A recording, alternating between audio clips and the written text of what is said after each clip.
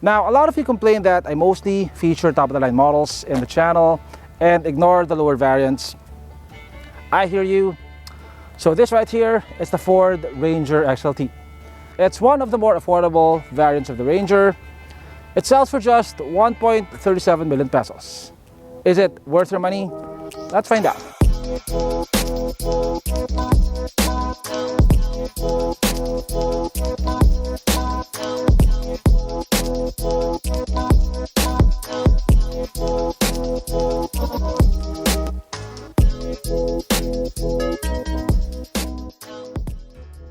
What makes a good lifestyle pickup? A lot of top-of-the-line pickups nowadays are almost like premium SUVs with all-leather interiors, power everything, surround view cameras, and self-driving features. That's not the case though when it comes to the lower models. To bring the price down, certain sacrifices have to be made. Leather gives way to fabrics and plastics, and a lot of tech gets deleted. What gets left behind varies quite a bit depending on the brand. Some are stripped down to the bare essentials, and some are left with a few more creature comforts. I think the Ranger XLT belongs in the latter category. The XLT is priced about the same as the base automatic variants of its competitors, but the XLT is actually not the base automatic variant of the Ranger. That distinction belongs to the Ranger XLS automatic. This though is the most affordable variant that comes with these C-clamp LED headlamps. So it looks more like the higher variants than the XLS. Now it's easy to tell the XLT apart from the other variants, as this is the only variant that comes with this chrome bar at the center. On the other variants, that is finished in gunmetal. Also, this color called Blue Lightning is exclusive to only two variants, the Ranger Sport and the Ranger XLT. So this faux bull bar over here is painted in body color. On the higher variants, that is finished in gunmetal. The XLT comes with halogen fog lamps, but it doesn't come with front parking sensors. The XLT comes with 17-inch wheels wrapped in 255/70 R17 Bridgestone dualer highway terrain tires. You get disc brakes at the front and drum brakes at the back.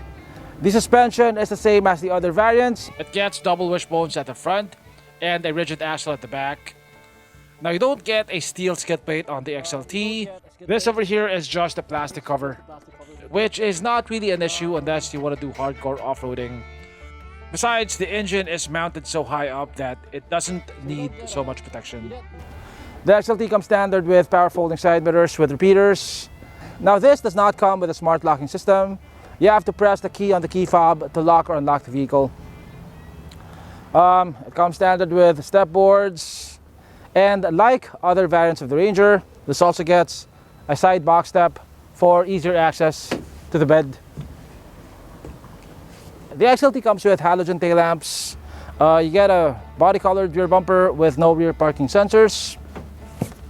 The XLT does not come with an assisted liftgate, but that's okay as none of its competitors come with it either. This comes standard with a bed liner. The Ranger has the biggest bed in its segment, and that is true from the Wildtrak all the way to the XLT. It's wide enough in between the wheel arches to fit a Euro pallet. The engine of the XLT is the same as the other variants, except for the Wildtrak 4x4. So this puts out 170 horsepower and 405 Newton meters of torque. Only the Wildtrak 4x4 has a different engine and transmission. That puts out 210 horsepower and 500 Newton meters of torque, and it's coupled to a 10-speed automatic.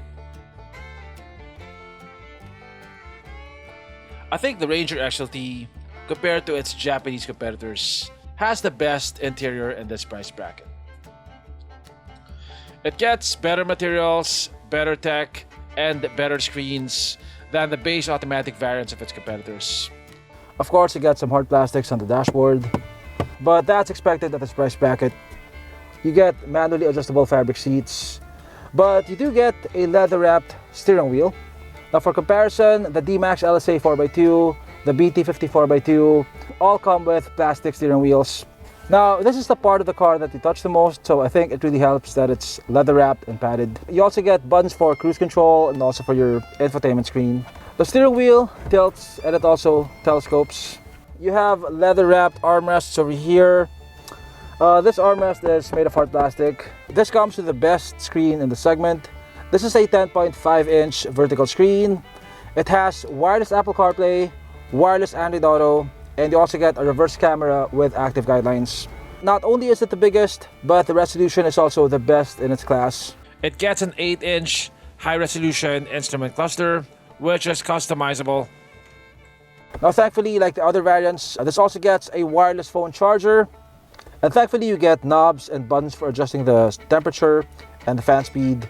You also get a volume control knob over here. You get 2 USB ports here at the front, and one of which is a USB-C port. This also gets automatic headlights, automatic wipers. Now this doesn't come with a push start button though.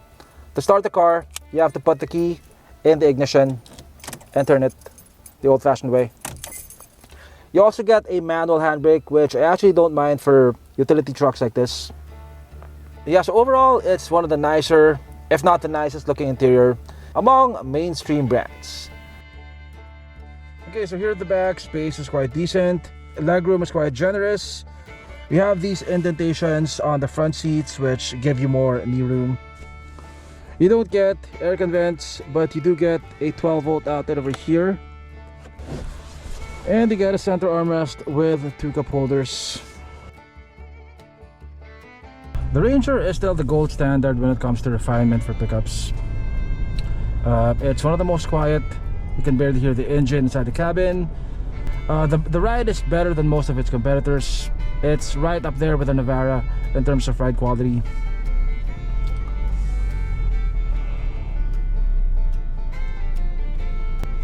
The steering is the lightest in the segment.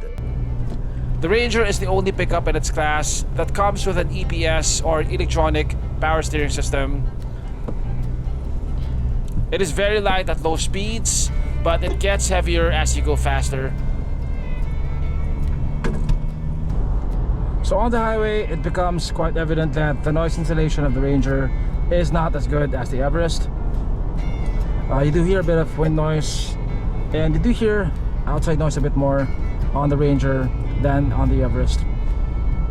I'm getting much better numbers, much better fuel economy numbers on the Ranger than the Everest. I'm getting about 19 kpl on the highway on the XLT. On the Ranger titanium 4x2, I only got 16.5. They both have the same engines, but obviously the Everest is heavier.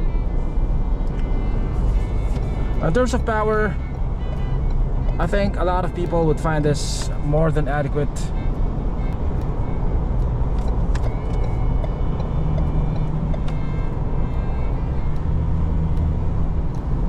It may not have as much power as my turbo, but it's more than sufficient for overtaking at highway speeds, and even for overtaking while going uphill on a twisty mountain road. Like I said in my other Ranger reviews, it has the best dialed suspension in its class.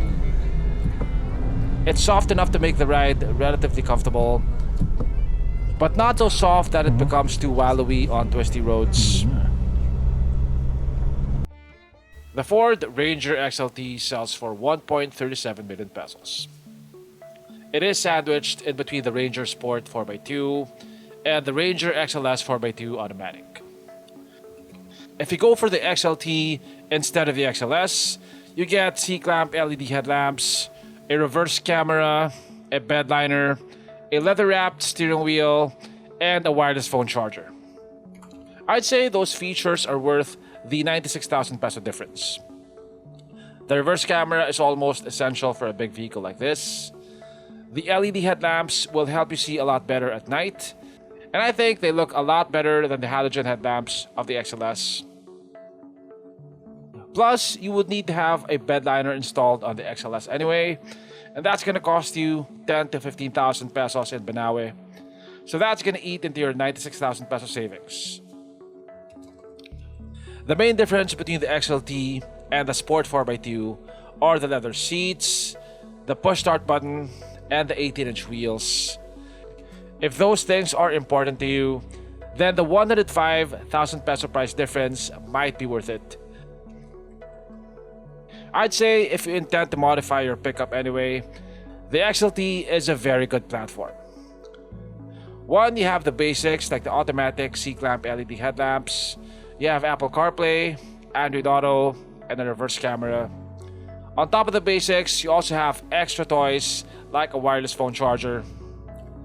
The cosmetic stuff, like the wheels, don't matter so much, as you'll probably be changing them anyway. The new Ranger can accommodate much bigger tires than the previous generation, thanks to its larger wheel wells. I think if you want a good lifestyle pickup on a budget with plenty of upgrade potential, the XLT is a pretty good choice.